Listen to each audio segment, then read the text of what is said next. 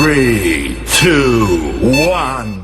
تصدق يا أميجو إن في شعب في القرن ال21 لسه بيحتفل في طبق بجريمة قتل مكتملة الأركان؟ إحنا النهاردة مش هنتكلم عن حرب عالمية، إحنا هنتكلم عن الحرب البيولوجية اللي المصريين بيعملوها في معدتهم كل سنة بمزاجهم، وهي الفسيخ. إزاي كائن عاقل يقرر ياكل سمكة معفنة ميتة بقالها شهور ومتحللة وريحتها بتجيب التاه من أول الشارع ويقولك أسيدي على المزاج؟ وليه الأكلة دي بالذات هي الترمومتر اللي بيقيس إذا كنت مصري أصيل ولا لأ؟ وهل الفسيخ فعلا فيه سم قاتل ولا احنا اللي ظالمينه؟ عشان كده عاوزك تربط حزام الامان وتجهز البصل والليمون اللي هنعرف ليه دول بالذات لازم يبقوا من مكونات الاكله دي، وكمان عشان هنفتح برطمان الاسرار ونعرف حكايه الفسيخ من اول الفراعنه لحد طوارئ القصر العيني. بس قبل ما تتفسخ معانا انزل اخبط اللايك المتين واشترك في القناه واعمل متابعه لو لسه جديد وفعل الجرس عشان يوصلك ريحه كل حلقه، واطلع تاني عشان نبدا حلقتنا.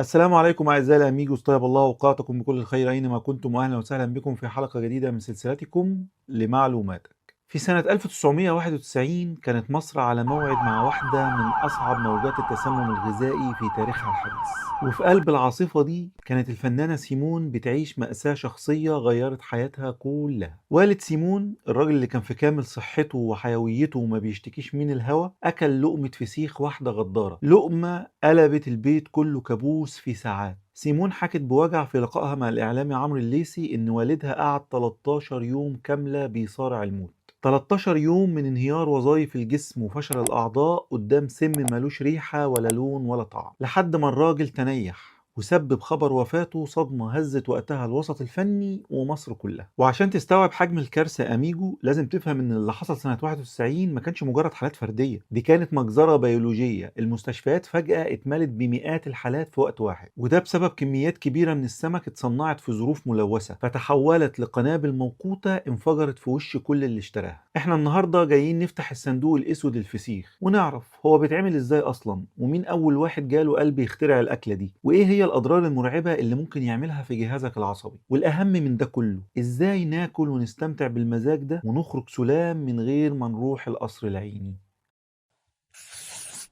في البداية يا أميجو لازم نعرف إن الفسيخ ده مش مجرد سمك دبلان وخلاص، لا، السر كله بيبدأ من سمكة البوري الطازة اللي بالمناسبة قلنا سبب تسميتها بالاسم ده في ريلز السمك البوري، تقدر تروح تشوفه لو لسه ما شفتوش وهتلاقي الرابط بتاعه في صندوق الوصف. السمكة دي يا أميجو بتدفن في كميات كبيرة من الملح الخشن لأسابيع لحد ما تستوي، وهنا بيجي السؤال المهم، هو ينفع الفسيخ بأي نوع سمك تاني؟ والإجابة القاطعة لا طبعا، الفسيخ يعني بوري وبس، لأن السمك البوري دهونه كتيرة ولحمه طري فلما بيتفسخ بيتحول لزبدة. أي سمك تاني زي البلطي مثلا هينشف ويعفن منك لأنه مش حمل الملح ده كله. ولازم تعرف يا أميجو إن الفسيخ مش موضة طلعت امبارح، ده إرث جيني أقدم من الأهرامات نفسها. الحكاية بدأت لما النيل كان بيفيض ويغرق الدلتا، ومع انحسار المية كان السمك بيفضل محشور في الحفر والمستنقعات ويموت.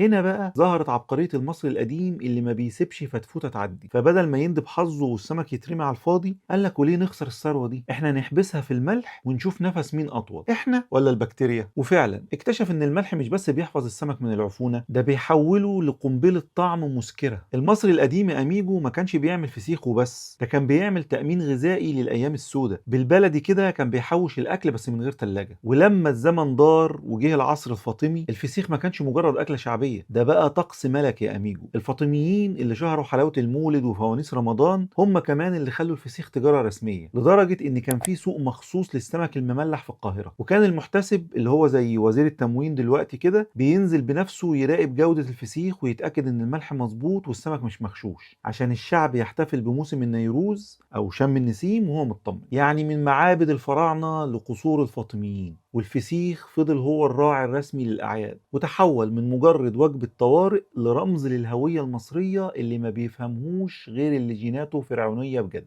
يعني لو سألت أي مصري النهاردة إزاي بتاكل الحاجة اللي ريحتها تقلب بلد دي، هيرد عليك بمنتهى الثقة وهو بياكل لقمة فسيخ ويقولك دي ريحة التاريخ، انت اللي مناخيرك مودرن زيادة عن اللزوم ومحتاج تعمل ريست لحاسة الشم عندك على التردد الفرعوني. والحقيقة يا أميجو إن السر مش في الملح وبس، السر في التحول اللي بيحصل للسمكة جوه البرطمان واللي بيخلي الأجانب يلطموا ويسألوا بذهول إزاي بتاكلوا حاجة ريحتها شبه أسلحة الدمار الشامل؟ الإجابة يا بطل في كلمة واحدة: الدماغ. الفسيخ بيعمل شوك أو صدمة عصبية للحواس بتخلي المخ يهنج لثواني وبعدين يفرز كميات مرعبة من هرمونات السعادة. الملوحة العالية جدا مع عملية تخمر البروتين اللي بتحصل في البرطمان بتولد طعم سحري بيسموه علماء التغذية أمامي، وده الطعم الخامس اللي بيخلي لسانك يغني ومخك يعمل دماغ عالية كأنك واخد حقنة سعادة مركزة في الوريد. وعشان الدماغ دي تكتمل كان لازم الفسيخ يتحول من مجرد وجبة لمناسك مقدسة، ما بيتاكلش لوحده أبدا يا أميجو، لازم طبلية وصواني مليانة بصل أخضر وأطنان ليمون معصور لدرجة إن إيدك تتهرى، وطبعا عيش بلدي طازة لسه طالع من الفرن. إحنا هنا مش بناكل، إحنا في حالة من العناد الجيني وتحدي للطبيعة، بنثبت للعالم ولنفسنا إن معدتنا مصفحة وأقوى من أي بكتيريا أو ميكروب في الكوكب. إحنا الشعب اللي بياكل السمك المتحلل ويقول عليه سكر، إحنا يا أميجو الشعب اللي ما بيسميش على حاجة، وبنعتبر ان اللي ما بيحبش الفسيخ ده محتاج يراجع اعدادات المتعة في حياته. بس خلي بالك يا اميجو، لان المتعة العالية دي ليها تمن غالي، واللحظة اللي بتحس فيها انك ملك العالم بلقمة فسيخ ممكن تكون هي اللحظة اللي الشيطان الصامت مستنيها عشان يغدر بيك.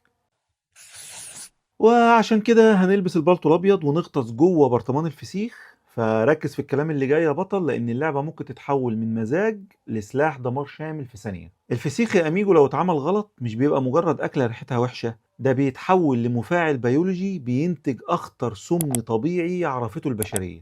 السر المرعب موجود في بكتيريا اسمها كلوستريديوم بوتولينيوم. البكتيريا دي انطوائية بتعشق الضلمة والبيئة اللي ما فيهاش أكسجين، يعني جوه برطمان الفسيخ المقفول هو الجنة بالنسبة لها. وده بالظبط اللي حصل سنة 91. في السنة دي كميات ضخمة من السمك اتخزنت تحت بير السلم، مفيش ملح كفاية يقتل البكتيريا، والبرطمانات اتقفلت بإحكام فخلقت البيئة المثالية للبكتيريا دي إنها تتولد وتتكاثر. الناس أكلت وهي مش عارفة إن البكتيريا ملهاش ريحة ولا طعم يغير السمكة، فكانت النتيجة تسمم جماعي مرعب خلى المستشفيات ترفع حالة الطوارئ القصوى. المصيبة يا أميجو مش في البكتيريا نفسها، المصيبة في السم اللي بتفرزه وهي قاعدة بتتمطع جوه السمكة. انت مستوعب ان جرام واحد من السم ده كفيل ينهي حياة مليون بني آدم؟ السم ده غدار، وبمجرد ما بيدخل جسمك مع أول لقمة بيبدأ يقطع سلوك الكهرباء بين مخك وعضلاتك فورا، فتلاقي الأعراض بتبدأ بزغللة غريبة، تحس انك شايف كل حاجة اتنين، بعدها ريقك ينشف وصوتك يروح لحد ما توصل للمرحلة اللي ما فيهاش هزار،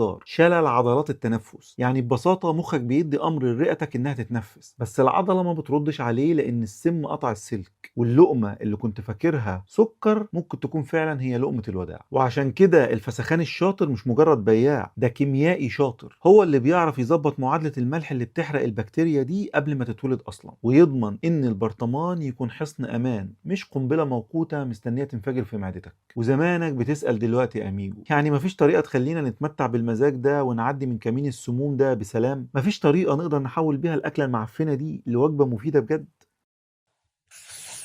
الإجابة فبالرغم من كل اللي قلناه ده إلا إن الفسيخ لو اتعمل صح وقدرنا نروض الوحش اللي جواه بيتحول لكنز غذائي ملوش بديل. يمكن كلامنا يبان غريب، بس تصدق إن السمكة اللي ريحتها قلب البيت دي هي منجم بروتين حيوي ومركز ومليانة أوميجا 3 اللي بيفيد قلبك وشرايينك؟ ده غير إنها فاتح شهية جبار بيخلي معدتك تشتغل بكفاءة 100 حصان. بس عشان توصل للفوائد دي وتعدي من كمين السموم بسلام لازم تعمل شوية خطوات مهمة. أولهم المصدر، اوعى تسترخص وتجيب الفسيخ من تحت بير السلم أو من محل مجهول الهوية. الفسخان الشاطر اللي سمعته تسبقه هو اللي بيعرف يوازن الملح لدرجة تقتل البكتيريا من غير ما تقتل طعم السمكة. ده كيميائي بجد يا أميجو، مش مجرد بياع. تاني حاجة الليمون. الليمون في أكلة الفسيخ مش للديكور، ده مضاد السموم الاستراتيجي. الحموضة العالية في الليمون بتعمل نيوتراليزيشن، تحييد لقلوية السمك، وبتحارب اي نمو بكتيري ممكن يكون هرب من الملح. فاعصر ليمون كتير لحد ما ايدك تنمل، انت كده بتأمن مستقبلك. تالت حاجة بقى البصل الاخضر، المضاد الحيوي الشعبي. البصل مش مجرد حاجة جانبية كده بتتاكل جنب الفسيخ، ده بيحتوي على مادة الكيرسيتين ومركبات كبريتية بتشتغل كمضاد حيوي طبيعي بيمسح اي بكتيريا ضالة فكرت تدخل مع اللقمة. هو ده الحارس اللي بيقف على بوابة معدتك.